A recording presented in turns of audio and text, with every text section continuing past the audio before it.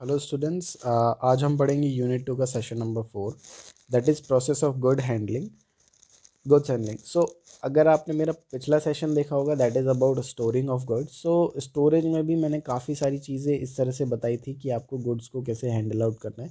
सो ये पूरा का पूरा चैप्टर जो है, पूरा पूरा जो सेशन है, वो इसी चीज़ पे बेस्ड है। और ये बहुत ही ईजी है हैंडलिंग करना।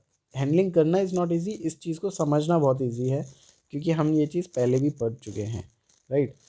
अच्छा, तो सबसे पहली बात तो ये कि good handling is a highly labour intensive as compare to any other operation. अच्छा, जो आपके गुड्स हैं उसको हैंडल करने के लिए आपको सबसे ज़्यादा क्या रिक्वायर होता है? एक लेबर रिक्वायर होता है। तो उसका जो आपका लेबर कॉस्ट होता है, आपको वो भी इनकर्ड होता है। सो बेसिकली क्या है, सबसे ज़्यादा जो लेबर आपका इनकर हो रहा है वो हैंडलिंग में ही इनकर हो रहा है। आपने स्टोर कर दिया है, सामान को इधर से उधर लेके जाना है, सामान इधर से उधर स्टोर करना है, सामान को डिस्पैच एरिया तक लेके आना है। सो ये सब चीज़ें क्या होती है, लेबर इंटेंसिव होती है, राइट। अच्छा, अगर आपने इफेक्टिवली गुड्स को हैंडल किया तो उससे आपके फ़ायदे क्या क्या होंगे? सबसे पहला जो आपका फ़ायदा होगा, lower the unit material handling cost. आपकी जो मटेरियल हैंडलिंग की कॉस्ट होगी वो कम हो जाएगी। मैन्युफैक्चरिंग टाइम आपका कम लगेगा। बेटर कंट्रोल होगा, आपका जो फ़्लो होगा वो इजी हो जाएगा। चीज़ें आपकी जो आपकी रिक्वायरमेंट है रिटेल आउटलेट पे या इंडस्ट्रीज़ में, आप उसको फ़्लो को इजीली करा सकते हैं। फ़्लो बहुत ज़्यादा आपका स्मूथ हो जाता है, राइट। सामान आना जाना ये बहुत आसान हो जाएगा आपके लिए। सेफ्टी आपकी इम्प्रूव हो जाती है, आपके मूवमेंट की। अगर आपने गुड्स को अच्छे से हैंडल किया है तो आप बहुत ही सेफ़ होते, सेफ़ इन्वायरमेंट में होते हो, राइट। आपका ऐसा नहीं है कि आपका हज़ार्डस मटेरियल भी आपके लिए, ऐसा नहीं है कि आपको अगर आप उसकी प्रॉपर हैंडलिंग करते हैं तो आपके लिए वो प्लेस भी सेफ़ है। देन उसके बाद जो पॉइंट है वो है, रिजेक्शन आपकी कम आती हैं।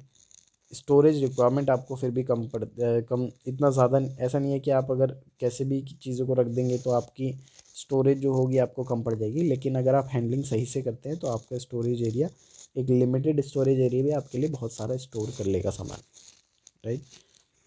मटेरियल हैंडलिंग एक्टिविटीज़ क्या होती है? रिसीविंग, सामान को रिसीव करना फ्रॉम योर सप्लायर, उसको ट्रक से अनलोड कराना, स्टोरेज एरिया तक लेके जाना, that is a receiving, right.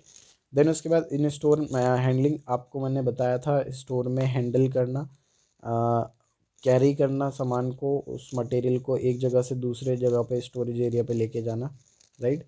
ये देखो, रिसीव किया जा रहा है, अनलोड किया जा रहा है ट्रक में से, so this is the receiving part, right. इसको यहाँ से लेके अब जाया जाएगा आपके क्या कहते हैं, यहाँ से उतारा जा रहा है और उतार के आपको स्टोर में रखना है, तो वो आपकी स्टोर हैंडलिंग हुई। अच्छा, ये देखो, सारे के सारे जो भी प्रोडक्ट है एक पैलेट पे रखे गए हैं, राइट। सो इस पैलेट के ऊपर कितना सारा प्रोडक्ट रखा गया है ना, एक एक की ज़रूरत नहीं पड़ी। अगर मैं इसके अंदर फॉकलिफ्ट को डाल देता हूँ, दो इसके दांते यहाँ घुस जाएंगे, तो ये पूरा का पूरा का जो हमारा पैलेट है वो उठ जाएगा। इसके साथ साथ आपका मटेरियल भी उठ जाएगा। सो इजीली हो जाता है ना पैलेट यूज़ करना और आपका मटेरियल को इधर से उधर लेके जाना, राइट। अच्छा, जो भी आपका मटेरियल है उसको हैंडल करना है ट्रेंड स्टाफ से, और इक्विपमेंट आपको यूज़ करने होते हैं, जैसे कि क्रेन हो गई। मैं फॉकलिफ्ट के बारे में बार बार बात कर रहा हूँ। पैलेट जैक्स भी फॉकलिफ्ट की तरह ही काम करते हैं, राइट। अच्छा, सेफ्टी सबसे बड़ा इम्पॉर्टेंट फैक्टर होता है आपकी मटेरियल हैंडलिंग के लिए, ऑलराइट। देन उसके बाद शिपिंग, शिपिंग का मतलब वही है कि चीज़ों को डिस्पैच करना, भेजना, राइट। ट्रांसपोर्टेशन तक लगा के आना, right.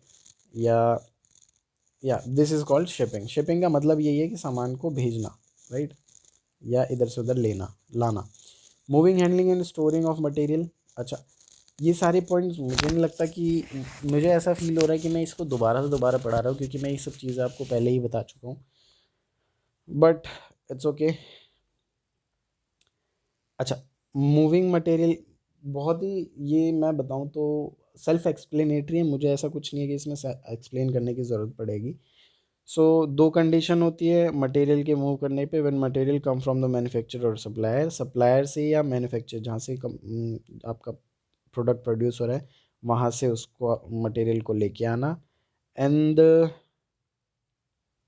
When the material needs to be kept in shelves for sales, there are two way of moving the material, manually और with equipment. ठीक है, सो ये भी सेल्फ एक्सप्लेनेटरी है। जब भी आपकी ज़रूरत पड़ेगी रिटेल स्टोर पे सेल्स के लिए, आप उसको लेके जा रहे हो वहाँ पे, राइट।